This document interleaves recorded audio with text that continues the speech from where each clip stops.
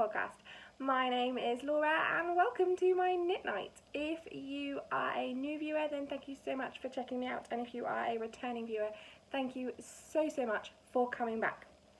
I am coming to you from Lowestoft in the east of England, the most easterly point of England to be precise, and you can find me on Instagram as The Lonely Knitter and on Ravelry as The Lonely Knitter too, and we also have the Ravelry group for the podcast, The Lonely Knitter Podcast group. There is a knit along going on right now, and that is the Not Going to EYF Cowl. There are some fabulous prizes given to us by some fabulous people, and yeah, go check it out if you are interested. Today is Sunday the 3rd of March 2019 and it's episode 29. I'm nearly at 30 episodes, guys. I just had a look back and my first video was uploaded on the 24th of April 2018. So I'm actually coming up to my first year podiversary. Wow. Yeah, so if you haven't been here before, I talk about my knitting throughout the week and what I've got planned, and then at the end a little bit about what has actually gone on in my life this week other than knitting stuff. The first bit of admin that I really wanted to do was to announce the winner of my 250 subscriber giveaway. So 2 weeks ago on the podcast I announced that I was going to have a little giveaway because we had reached 250 subscribers, and I made a little squishy yarn bucket and stuck a ball of opal in there, and I grabbed an extra copy of this book when I grabbed my own, Sockbus by Alice Yu. So I random number got a found a comment out of the YouTube comments, and the one that was picked was Lorna Robb. Lorna, I think we met first of all through the Flax Along, did we? Pretty sure, but she's lovely. I actually was like, oh, I know that name, which was so nice. So Lorna, if you'll get in touch with me, Instagram's probably the best place, but you can message me on Facebook, so I know I post on the Flax Along. I don't use Facebook that much, I don't use Facebook Messenger that much, but yeah, probably don't message me there, but you know, whatever, get in touch with me some way, Ravelry, Instagram, whatever, and we'll sort out me sending that to you. And in her comment, Lorna said that she was working up to making socks, so hopefully this might tip her over the edge and drop her into the massive, like, zhuzh up that having socks in your knitting life gives you, because now, like, man, there must be 12, 13 sock whips in this house right now. That's bad, I know that's bad. But yeah, Lorna, you're gonna love it. Anyway, so yeah, that's that, and as I said, we still have the Flax Along going on. There are some amazing prizes in there, so if you fancy a go and have a look in the Ravelry group. And use the hashtag on Instagram, because I will be pulling the prize, at least one, from Instagram posts that have the hashtag Not Going to EYF Cowl. So I think that was the first little bit. I've made like a little pile of notes this week, and I want to do a little bit, it's not admin, but it's talking about podcasts, because I watch a ton of podcasts. Sometimes I don't always 100% watch you with my eyes on you, but I have sometimes got podcasts going on YouTube in the background while I am doing the dishwasher or tidying up my million things belonging to my toddler. I don't think I said that. I live with my husband and my 2-year-old daughter. So yeah, that is where I get all my podcast time in, and I get a lot of it because there's a lot of tidying up to be done in this house. In the last couple of weeks I think I've neglected to go through who I watch, and I love to know who other people watch because I always want more recommendations for more podcasts. So if you're watching this and you have a podcast and you think maybe I don't watch it, tell me in the comments. Or if you're watching this and you have a podcast that you love and I haven't mentioned them, then again, tell me in the comments. This is not all the podcasters I watch, this is just the ones I've watched this week. So anyone who hasn't put a video up in the last sort of 7 days, I won't have in here. Yeah. So, first of all, and this isn't in the order that I watched them either, this is just the order I remembered them when I went through my subscriber list and thought, yep, watch one of those, watch one of those, watch one of those. So, that Crafty Dragon, Tristan, she has finished. Oh, my brain's just gone. It's really late and I'm really knackered, but I'm gonna get this. I'm gonna do this. I'm gonna get an episode out. She has released a little video about the Spellman sweater, so it wasn't a full podcast episode. It was just a little show and talk about the Spellman sweater. It's amazing, and I really want to knit it, but I'm not sure if it would look great on me. I'm not sure, but also there are many half knit sweaters in my house, and I'm gonna finish them. I'm gonna finish them. So that's not happening, not yet. It's going in my wish list, definitely, when that comes up. So next one I watched, I think I've actually watched 2 episodes from Kalisha. She is on YouTube. She is Nadira Tani, and it's the Quirky Monday Craftcast, and she's gorgeous, and she films outside in Florida, and it just is so sunny and it's so chilly here right now, and I watch it and I'm just like, I would love to be sitting in your garden with you chatting about knitting. So yeah, she has a beautiful podcast. Go and check her out. There is also Amy Florence of Stranded Dye Works fame. She talked about her Unravel trip and other stuff, and I think she's fabulous. I met her at Unravel and she was fabulous in person, and yeah, just in general, good, brilliant watch. Mina Knitting Expat. I watched 2 videos from her this week, but neither of them were a podcast episode. One was a spinning video, like with no talking, that was just spinning.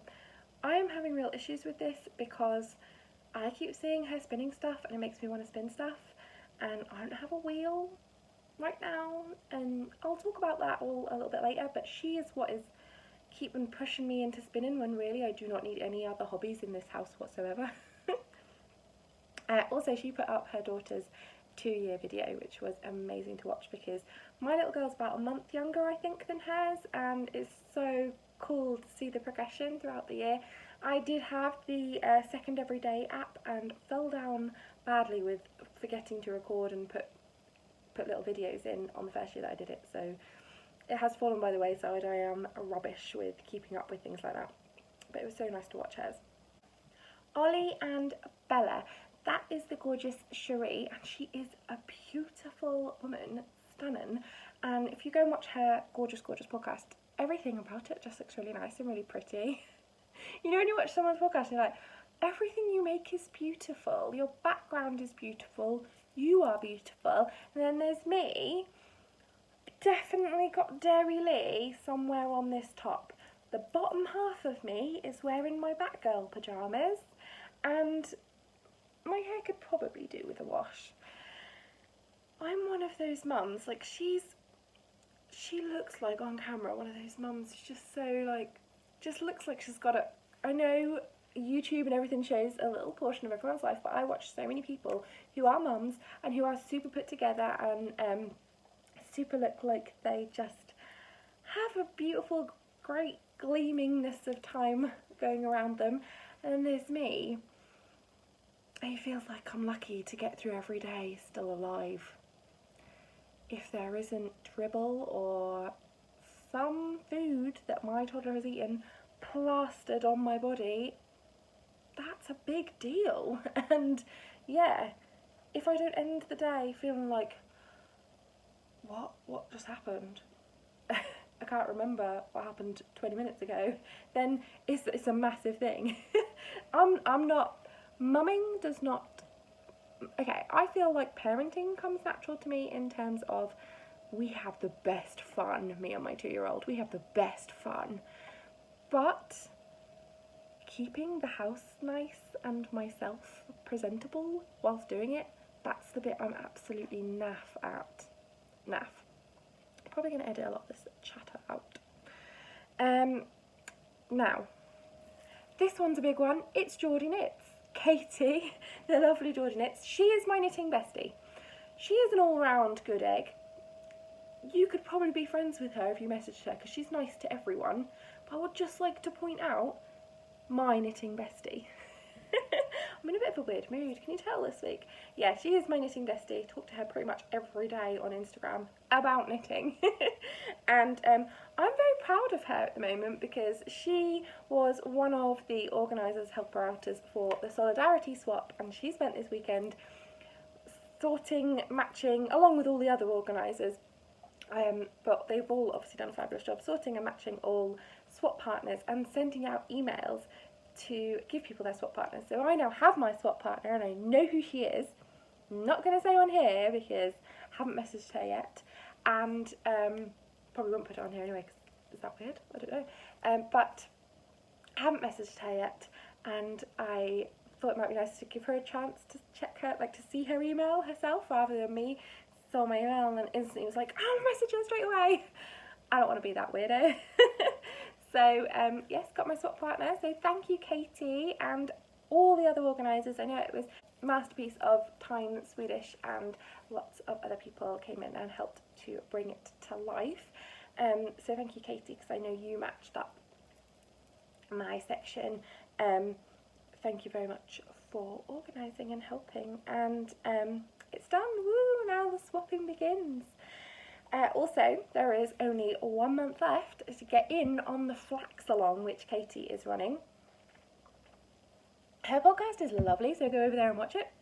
But I am going to be knitting one more flax, and I'm really, really hoping to get it done in the window for the flax along. This is an adult medium. I need to cast it on very soon, otherwise it's definitely not happening. It's for my friend, it's not for me.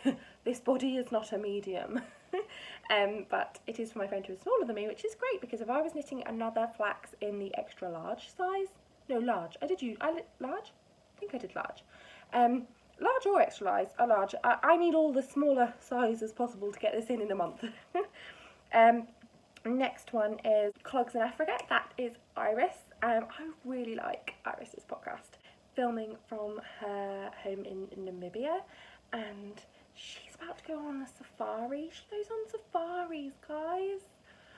We have a local wildlife park called Africa Alive. It's like a charity organisation, and they mainly are with conservation. I can't remember, it's really, really late.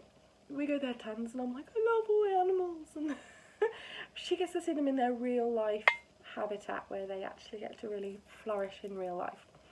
So yeah, she also had a finished, I think it was Alicia Beth cardigan. Whew, can't get my words out tonight. And it is gorgeous. And she's going to EYF, and I'm jealous. That's why I started the not going to EYF knit along, because I'm jealous, man. I'm jealous. Katie's going as well. I'm really jealous. And you know, side note here, I was working out, like I mentioned it to my husband, I was like, I really wish I could have gone to this. And he was like, why can't you go? I know it's in Edinburgh and that's a long drive. You could get a cheap travel lodge and stay over one night, you could go. And a little bit of me was like, but what? And then we realised that it is actually the weekend of his work's Christmas do. They don't ever have a Christmas do in December. They go the next year and they go abroad. So like last year they went to Porto, and the year before that they went to Amsterdam, and this year they're going to Prague, and they're going on that weekend. They're going on the early on the Friday and they get back late on the Saturday. So I would have a 2-year-old. So it's a 7-hour 45-minute journey in the car with a 2-year-old. And then I sat there and I thought, could I do that? Well, the answer is yes. We've driven to Dundee with her before. Okay, my husband drove. I don't have an issue with driving. I've driven right across the country, like not that way, but that way. I've done loads of stuff to Cardiff before, and that's a long way. Long drives aren't an issue for me, and I'm not intimidated, and I don't get to knit, which sucks, but to go to EYF, that would be fine. And I would have to leave really early and factor in lots of stops for Ellie, but I think we could do it, and I think it would be really cool. And there's this little bit of me that's like, I'm going to do it. And then I thought about how much it would cost. And then I remembered that I hadn't planned this at all, and I do it part-time, don't have tons of disposable income, and most of the time when I do have disposable income, I don't really have it because I already spent it all on yarn. So I sat there and I was like, if I could find a spare 500 quid, because I would want to factor in fuel for the whole way up there and way down, factor in 2 nights in a hotel, because I couldn't do that. There's no point in driving up on one day, staying overnight and then driving back the next day, so I get no time to go to EYF. So I'd have to drive up, have a full day, and then drive back the next day. So 2 nights in a hotel for me and Elle, plus food, plus entry to anything, plus if I wanted to buy anything. And I was like, it's going to be like 500 quid. I don't know, 500 quid. So definitely not coming to EYF this year, but it made me think about it a bit more, and maybe next year is a bit more, is more like of an option than I thought it would be. I kind of thought maybe it was pie in the sky, but maybe not, maybe not. Anyway, back to my list of, my very scrappy list. Skeindeer Knits, Ellie, she had a lovely episode and talked about her things she got from Unravel, and one of those things was a little bag that she held up that was, that had a mini and sweets in, that was from me. As I saw her and the lovely Amy and gave them my little goodie bags, which I was handing out to anyone that came and said hi to me and was lovely enough to chat to me at Unravel. Sharon, the lovely SCR1TNO podcast, she is my knitting mum. I have been adopted. I have a regular mum. She's fabulous, but she's not a big knitter. Well, now I have 2 mums. I have my regular mum and I have my knitting mum, and Sharon is her. I feel very honoured to be adopted by Sharon as a knitting daughter. And no, I will not share her, so hands off. She's my knitting mum. So Sharon had a new episode last week, and then she has a new episode that's come out today that I haven't had a chance to watch yet, but I will get on it soon, I promise, Sharon. So last week's episode I thought was particularly fabulous because I was in it. I have decided not to use the footage. Sharon took some footage of us together at Unravel, and she has put it into her episode. She's cut it beautifully and it is in there lovely. So if you want to see that, go over to her channel. I will have linked on Instagram, but I'll link it below, her channel.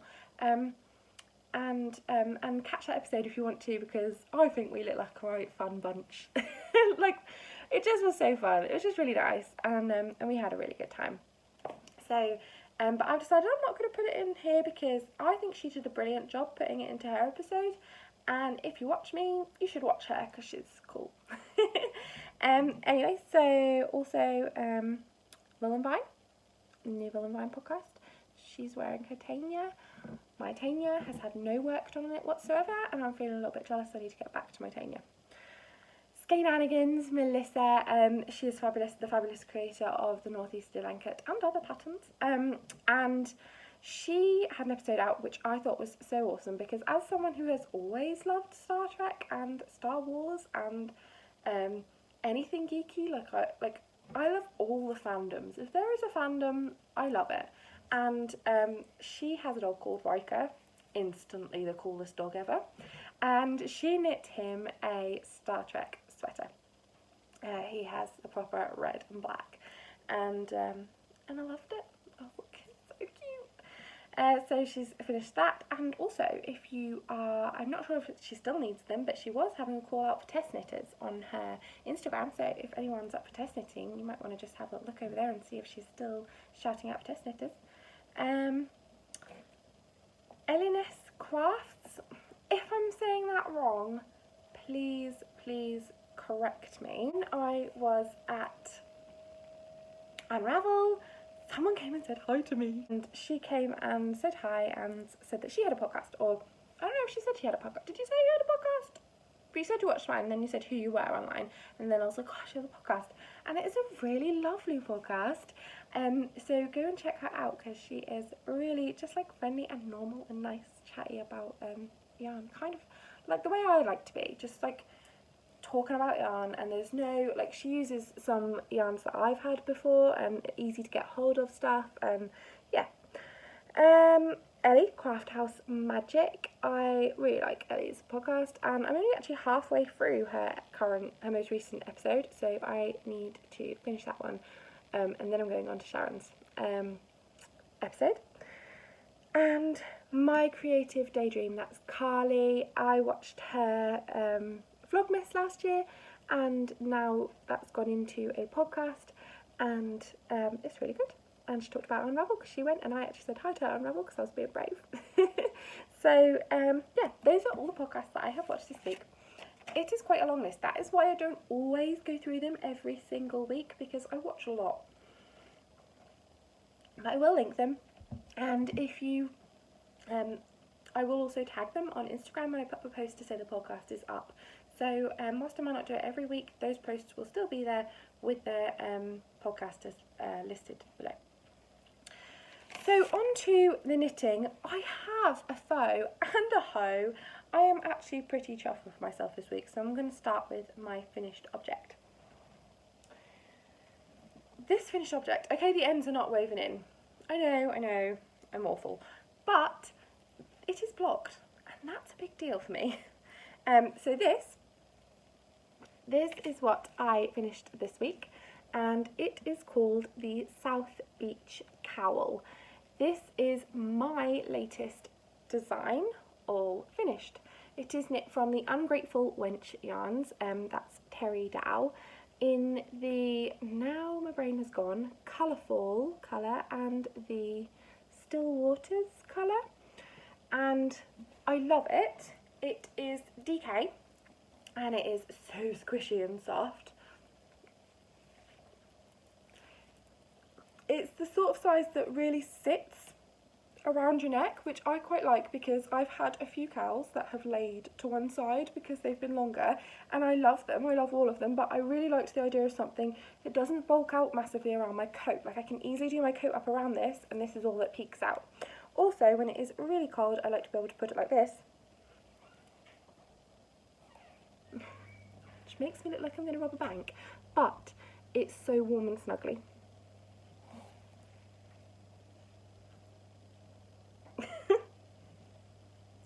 So this is colour work, obviously, but I thought I'd tell you a little bit more about it. I'm sure I've talked about this previously because I knit it up once already in some yarn that it wasn't exactly the colours that I've been sort of dreaming of, and this definitely is. So the idea is that this is the deep water, and I live in Lowestoft. It's a seaside town, and we have a beach on both the south and the north side, and South Beach is where I was walking with my friend and our little children, and when I thought about how nice it would be to knit something that kind of looked like what I was thinking about.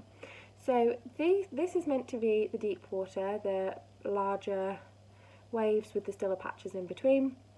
Then here, these are the sea defences, and I keep forgetting what they're called, but they are the groins. Fabulous name there. But they come out of the sea and they go right up the sand on our beach, and then these are the waves breaking on the sand coming up here, and then up the top here, this is meant to represent the beach huts because it's a seawall, and then the beach huts all along. So that is my newest pattern. I want to write this up. I need to work out how to do my first chart, and I'm hoping to get that done at some point this week. So there is football on Friday night, and Chris will be there. Hopefully I'll have some time to do that, but sometimes my brain is incredibly frazzled, so you never know, I might get a bit of a chance next weekend to write this up because my mum is having Ellie for a little bit. So this is my latest pattern, and I am really hoping to have this written up and to be calling out for test knitters quite soon.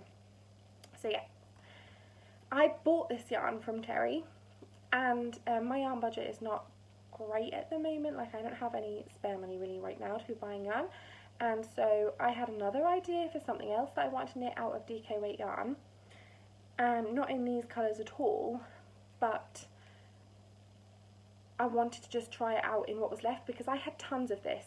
So I had 100 gram skein of the blue and the orange, and I still had enough. I didn't even use 50% of each ball, so I could have knit 2 of these, from what I had left.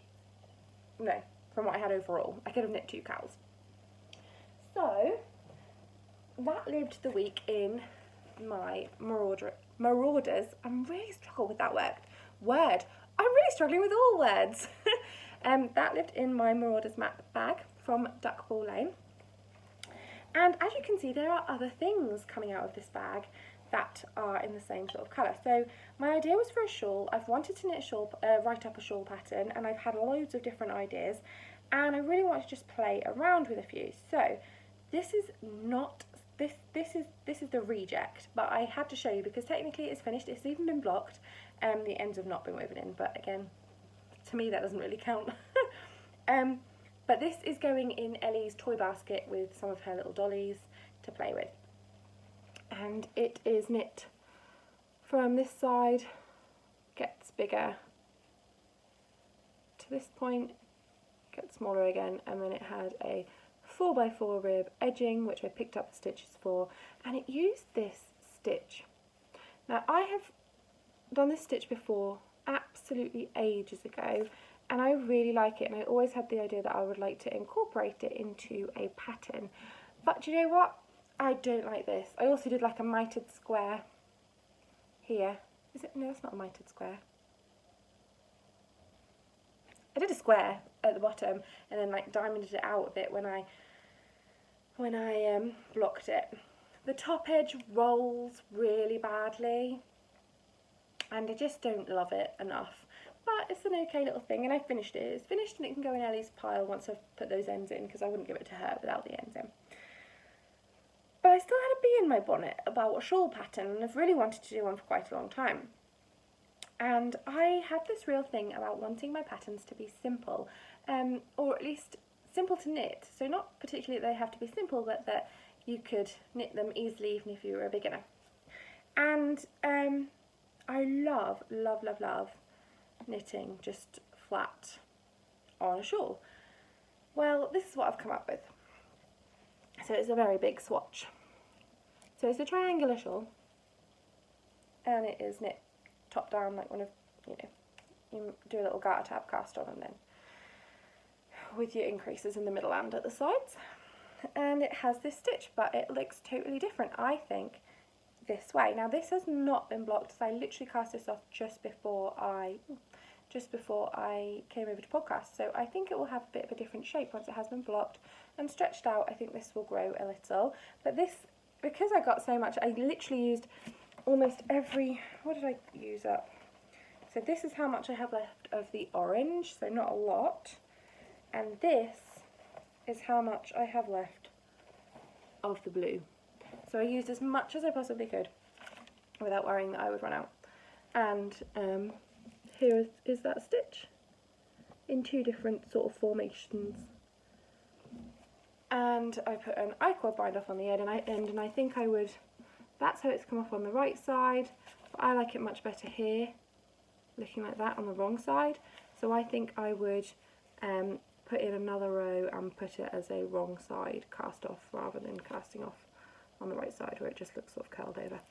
So this is my newest idea. This is just a swatch, and these are not the colours that I would want to knit this shawl in. So this is an idea for a DK weight shawl, and I would like to be able to knit it with just 1 skein of each colour. So therefore it wouldn't be the most giant shawl, it would probably just be more of a triangular thing, and neck scarfy thing. But I also like the idea of knitting it in fingering weight and making it into a much larger version, so having a couple of different versions available in the pattern, DK and fingering.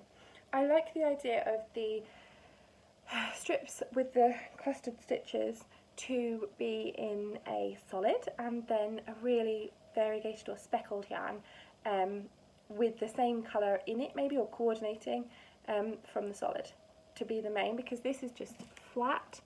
So I think it could really show off a lovely speckled yarn, and it wouldn't detract anything from the pattern whatsoever. Here's my issue. I have no yarn budget. I have spent some money this week, and I'll talk about that at the end, but I don't have money right now to buy yarn, and I don't have any DK in my stash in sort of any of the colours I would want to do. I don't have any hand-dyed DK in my stash at all now. This was my last of it, and I don't have any colours of commercially dyed DK that I think would look good. And I've been having this issue thinking about yarn support. I wasn't going to talk about this, but I am going to. A lot of people have told me to ask around for yarn support, and I struggle with that because I'm not a big name, so I'm not bringing a massive amount of publicity to these dyers right now if I use their yarn. You know, I do try my best to make sure that credit is given where it's due. So in my most recent pattern that I put out, you know, that was the Show Scrap Socks. The yarn came from the amazing Kelly of Lay Family Yarn, and so I made sure there are hyperlinks in the links in the pattern, so you can click straight to go through to her shop if you'd like to look there. And there are pictures, and she's, you know, I have made sure that her details are there because she gave me those minis to knit that sock from, and I am so appreciative, and also I'd love other people to be able to get hold of the same gorgeousness that I did. Anyway, so whilst I try and make sure that it is obvious whose yarn I have used, and I would always say if someone had given me the yarn rather than I had bought it, I really struggle with the idea of actually asking someone for yarn support. So a few people have said to me, just ask around, and just, you know, all they can do is say no. I think the bit I struggle with is that I'm asking for something for nothing. I mean, okay, they get publicity, but I'm still asking them to give me something for free to do it with. And I don't know, I just really struggle with that because I feel like I know I have dyed yarn, I've had a go, and I know how much effort and work it was to do. And to do that on a much bigger basis and trying to sell it and have that be your income, and then to give it a couple of skeins away to someone who isn't a big deal in the knitting community, I don't know, I sort of feel like why would they? Why should they? You know, they shouldn't have to, like, you know, if I could afford to do it right now, I would buy yarn and knit this up, but I can't afford it right now. So yeah, I've been thinking about yarn support and whether or not I should ask anyone for it, and I'm really struggling with that idea right now, and I'm not sure I'm brave enough. So this might not see any more life for a little while. I might just get tucked away with a few notes about the pattern. But yeah, I don't know, I don't have that, I have got self-esteem issues, I've always had self-esteem issues, and so, you know, there is a part of me that's like, it's quite a simple pattern, and why would anyone want this from me when there's other things from other people? So, you know, I do struggle with that, but I also think, like, why should they, you know, why? So yeah, if anyone else has any insights on that, if there's any designers out there who have had the same issue as me, feel free to get in touch. I always like to talk, but yeah, I don't know, I feel really awkward asking for things. A few people have said, oh, you know this person, ask them, and I just feel bad. I just feel bad and awkward. Like, I would happily even knit the thing, and if they wanted to, I could send it back to them to use as a sample. But yeah, I just feel awkward, really awkward. I am the most awkward person ever. Anyway, so that is a finished object, sort of, because it's going to have the ends woven in and go into Ellie's probably scarf wardrobe, because she could wear this around her neck as a little scarf. She's only little. So that's that. Anyway, there are no more foes, but there is a hoe. This on my sock blocker is the first of my pair of the Blakelaw socks from Katie of the Geordie Knits podcast. She was looking for testers, and I managed to snaffle the pattern, I think, before anyone else. Before she called out for testers, I was like, make sure I get a copy. So I got my copy and I cast on straight away, and it is a gorgeous textured sock pattern, and I love it. It is really nice. I don't know why I'm flipping it around, because it does look the same on both sides. But here it is on my blocker, and it has been blocked because I really wanted to show how much the pattern on the top of the sock opens up with a block. And it is so nice. It's really, I think, easy to memorise. I knit this whilst walking around Harry Potter Studios. So I was walking and listening to my digital guide and making sure I didn't bump into people, and I had no issue knitting this sock. So, sitting on my sock blocker because I just want to stare at it, and it has actually been blocked, which I don't usually do with socks. They normally just go straight on my feet. And the other one is cast on. It only has the rib. I had this, or it's not even about half the rib maybe. I had this crazy idea that I was going to cast on the second sock and knit it really quickly, and I was going to have the first pair of Blakelaw socks. I think I might have had the first, like other than Katie's because she knit them herself obviously to design a pattern. I think I might have the first, I might have maybe got the first single sock done, but I did have a very slight head start on other people, and it might just be Katie being nice to me and not telling me that other people got in there first. But I definitely won't be the first person to have a pair done because I get second sock syndrome seriously bad, and this is a big deal because I literally cast that one off and cast this one on instantly, and that never ever happens. So that is testament to how nice this pattern is. And I've just discovered that whilst I'm trying to chat about knitting, whilst I can talk about normal boring things whilst knitting, I obviously can't chat about knitting and knit 2x2 rib because I keep doing it wrong. Anyway, I'm going to stop trying. So these are living in my bit of fluff here. We'll get to that next. One after next. These are living in another Duckpool Lane bag that I absolutely love. It is my socks Duckpool Lane bag. And I'm hoping to maybe get that finished this week. I would love to have a pair this week done and in my box of socks. My next whip is something that I cast on whilst at Unravel. It's 4 little squares. These are just cozy memory blanket squares, and these are in my Dusty Dimples yarn. I bought a set of minis. Here are the ones that are left in the ball band. So this is the wrong side, so it's fine. So I knit these 4. I think I cast this one on at the show. So I've knit these 4. This one is actually a blue. There we go. I knit these 4, and I think what I'm going to try and do is knit a 4 square or a dishcloth every week throughout the year, because I'm going to knit them as 4 squares and then do some sort of border and stitch them together or knit them together with a 3-needle bind off. I think maybe knitting a dishcloth every week should be easy and one of the 4 squares, but I don't want to put much pressure on myself because everyone knows how I am with whips. If you've watched my whip video, you'll know I am awful. These are living in my Knitting Goddess bag that I got from Yarnporium last year. And that is us for knitting whips. But I do have, I may have mentioned this earlier, a spinning whip. Oh, so this is living in this bag, but it's going to come out this week. When we were at Unravel, I had a major craving to buy a drop spindle from Spin City because her drop spindles are amazing, and one of her bats, and I didn't, and I have regretted it ever since, even though really I spent all the money I could afford to spend, so it's a good thing really that I didn't. But it did get me to, there's fluff everywhere now, it did get me to dig out my drop spindle, and I have got a little bit of sandpaper because I had a rough patch on this bit. I don't know what you call it, but this bit, but higher up.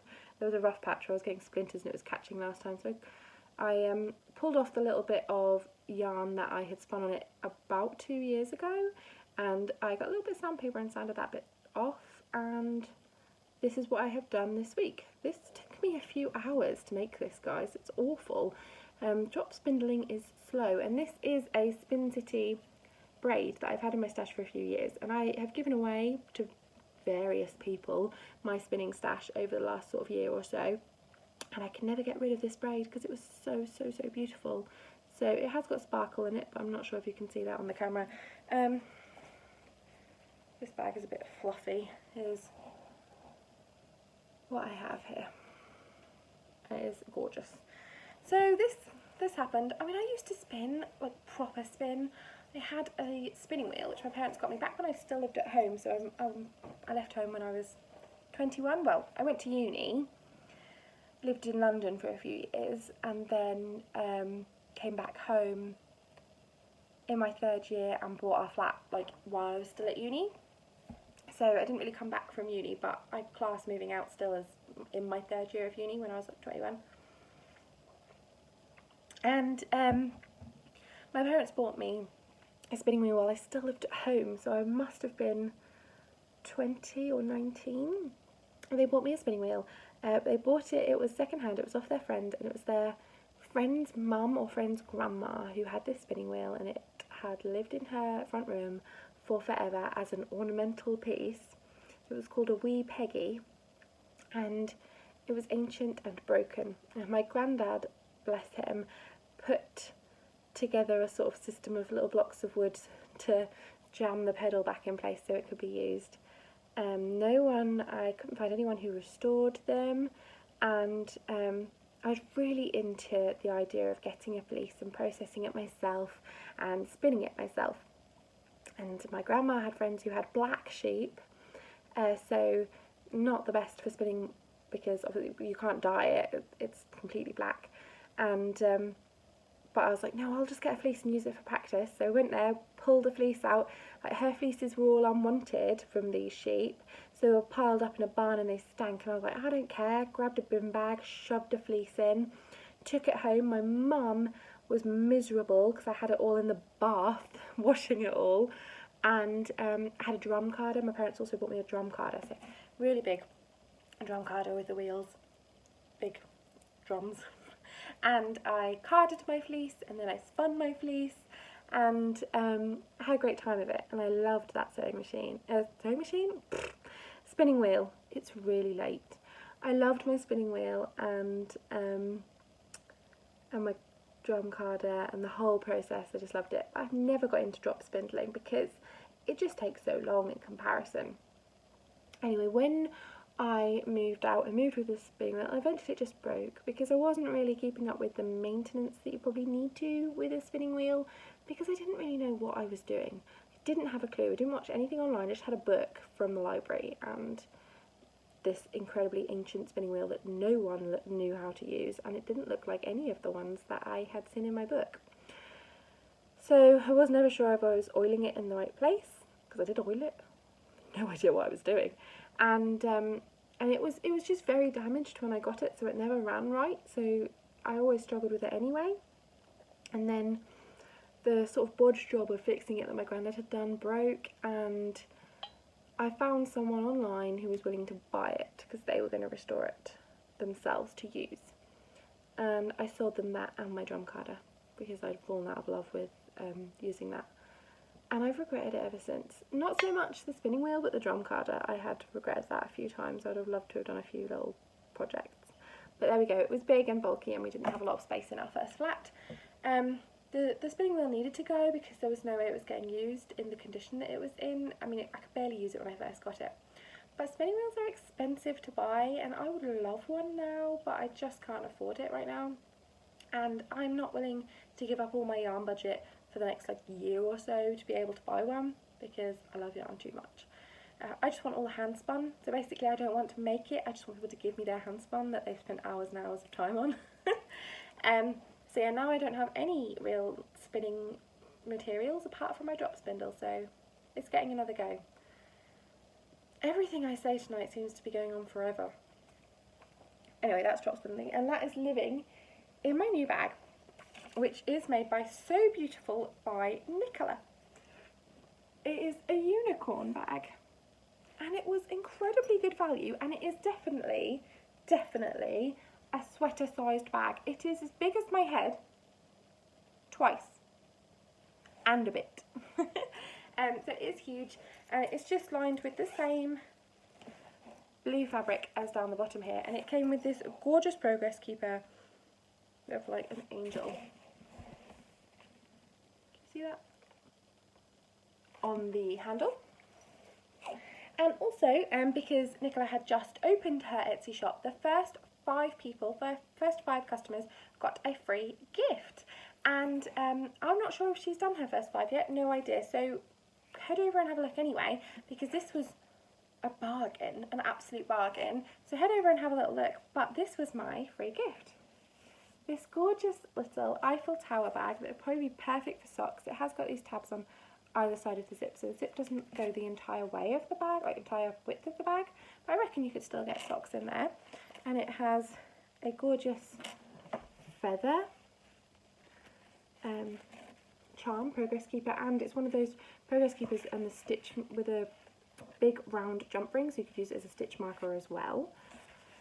And it has a handle, and I really like it, and it is lined in this pretty pattern. So I really like this. I'm considering holding on to it for a giveaway, only because I don't get many things sent to me for giveaways, because I don't have a massively huge podcast yet, or, you know, it feels big to me, but in the terms of other people's.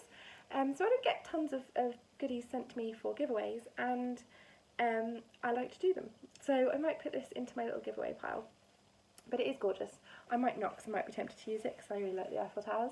But yeah, thank you very much, Nicola. And Nicola was also an absolute gem and included a little goodie for Ellie, my 2-year-old.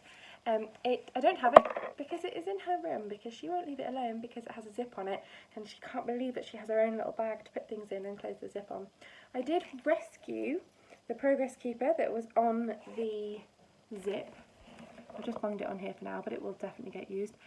It is an amazing little unicorn. She goes really well with my unicorn bag. Only because she is 2 and she can be a little rough with things.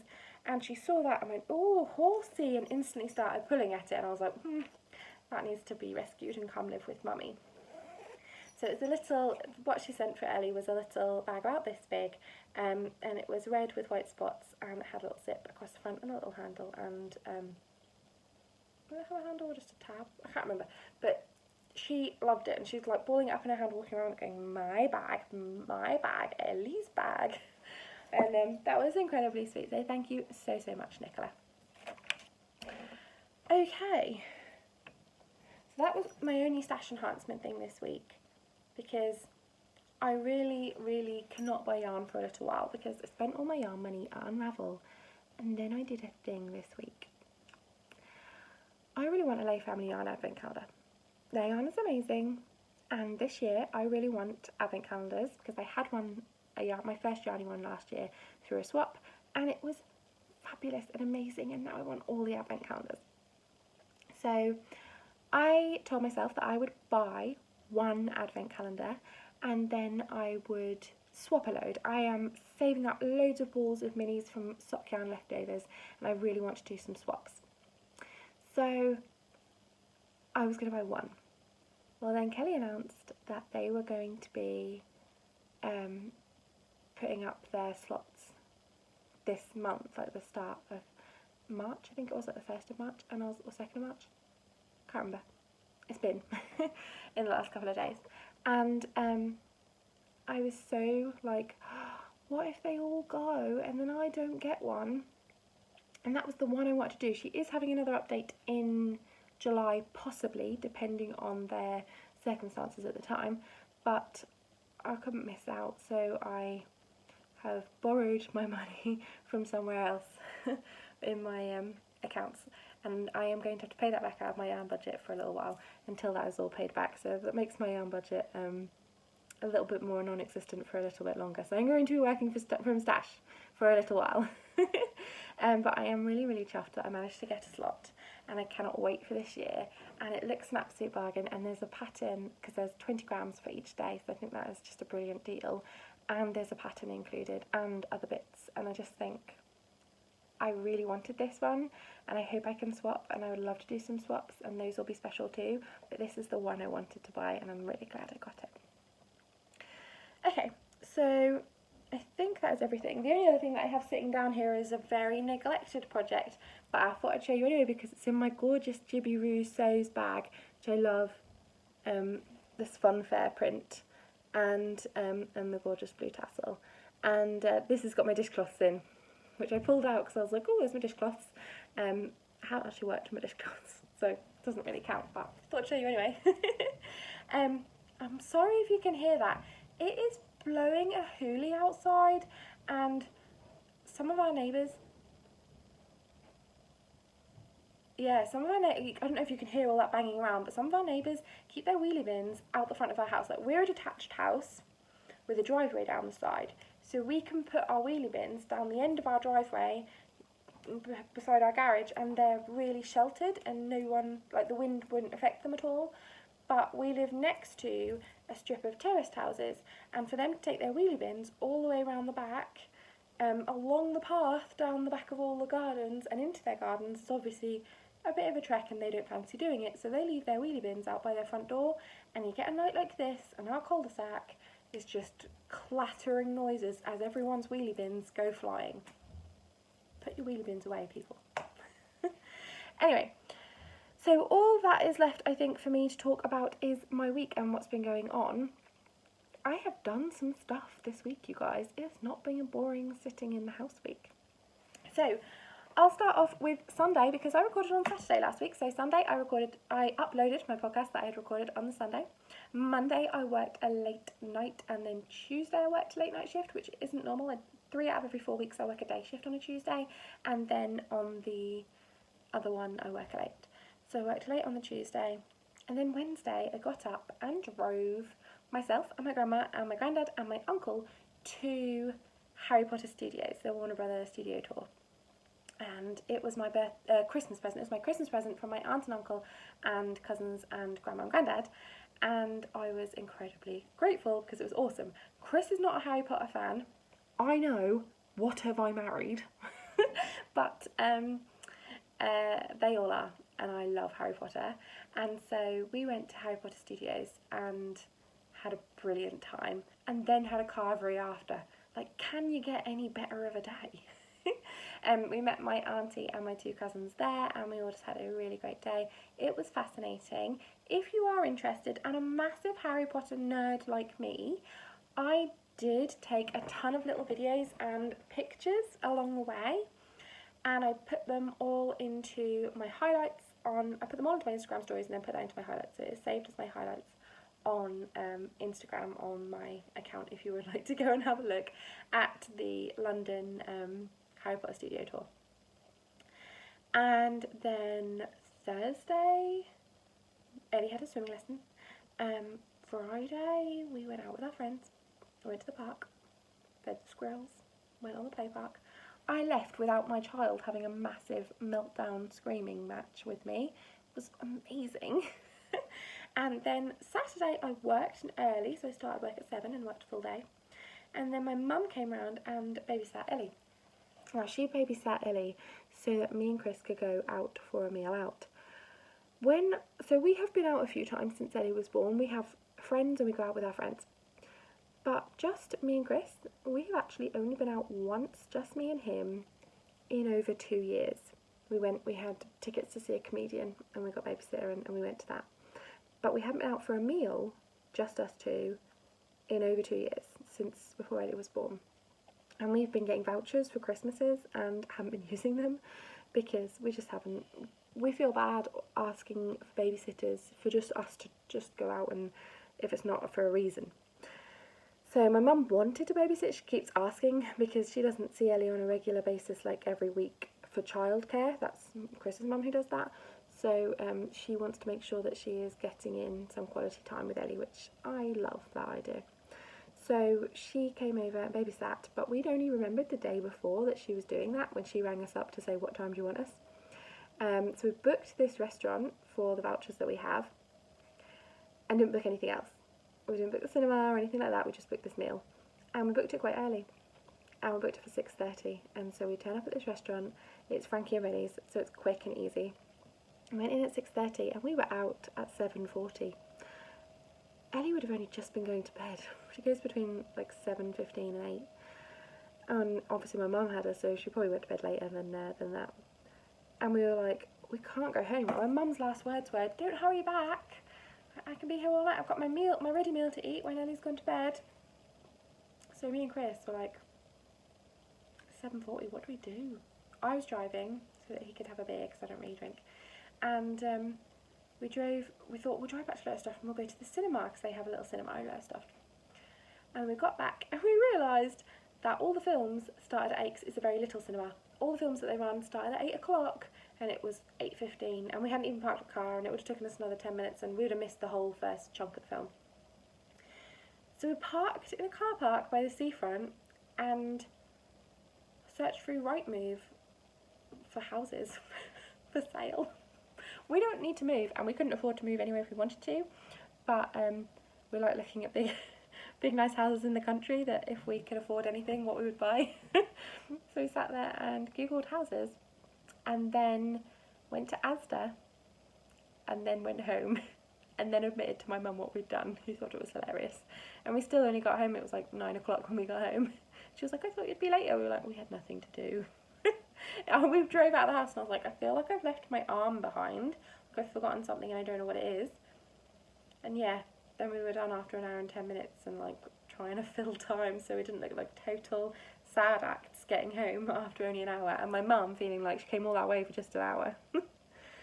So we did that on Saturday night, and then today is Sunday and I took Ellie to gymnastics this morning because our local gymnastics club does like a children's thing. So we did that this morning, and then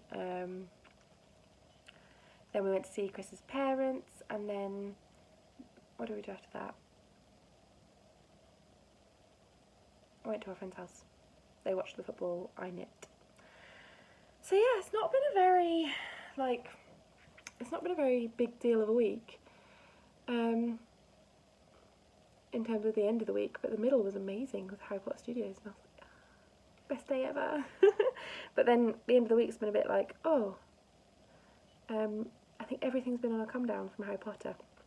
I don't know. So yeah, it's just it's been a good week. But my mental health hasn't been the best. I didn't know if I was going to talk about this on the podcast, but as it's the very end and probably barely anyone's got here, I might just talk about it. I struggle quite a lot with self-esteem, and I have struggled in the past quite a lot with depression, and I've been on antidepressants and worked through things, made changes in my life to make myself feel a bit better. And this last week, I've been feeling very flat. That's normally where things start for me, and it is actually usually after I have lots of nice experiences. So obviously I had Unravel last weekend, and then I had Harry Potter Studios on Wednesday, and I don't really have anything booked in for any time soon. Like I might go to some yarny festival-y things in like June, July, August. We haven't got a holiday booked for this year, and probably aren't going to book one outside of the country. We might go for a little drive around in August, but again, that's quite a way away. And yeah, I sometimes really struggle with feeling like nothing. Like it's awful. Like it's awful because there's no real reason for me to feel like this. I have a good life. I have a gorgeous little girl. I have a lovely husband and a nice home, and a lot more yarn than some others, and I have nothing to be miserable about. But sometimes I get these real feelings of being alone and feeling lonely, and that is my main issue, is feeling like I'm on my own, which is ridiculous, and I know it's ridiculous, it's not rational at all. So yeah, the end of this week I've been feeling really flat, and don't really like to talk to people about it in terms of when I'm messaging with people. I don't like to say, I'm feeling really naff today, because then they want to know what they can do to help, and do you know, I think there really isn't anything you can do to help. I think sometimes I just have to work through it on my own and get over it, and remember that it isn't realistic to have everything be on a high all the time. But yeah, and just struggling this week a little bit with feeling good and happy all the time, and yeah, just feeling a bit flat and a bit down, and a bit on my own, which is ridiculous. I know it's ridiculous, and I might just cut all this out because it's all a bit self-indulgent and silly. But I'm hoping that I have a positive week. I quite often feel that I don't make any headway having a 2-year-old. I've got 3 patterns now that I've finished knitting. I've got them all written in notebooks and I'm really happy with them, but I just don't have the brain space and power to sit down and actually write them up properly. because I can't do it in the evenings. I get to like on 8 o'clock when Ellie's gone to bed, have my dinner, and then I'm so tired and I don't have the brain space to get my giant old laptop out and sit there and type it up. So I'm really hoping to get some time this week to do that, but otherwise I struggle with feeling like my life is I struggle with feeling that I'm doing anything important, and sometimes time just flies by and I feel like I haven't got anything done, and I really hate that feeling. So yeah, ended the week feeling a little bit and I think just a bit under the weather in terms of my mental. I'm not laughing as much as I normally do, and I can tell that I feel a little bit flat. Anyway, enough of moany Laura, because nobody wants that. Not even me. So I'm going to go off to bed, and tomorrow is the start of a new week, and yeah, I hope you all have a lovely week of whatever it is you're doing, and I hope it includes knitting, because for me all the best weeks do. And thank you so much for, as always, making me much less of a lonely knitter.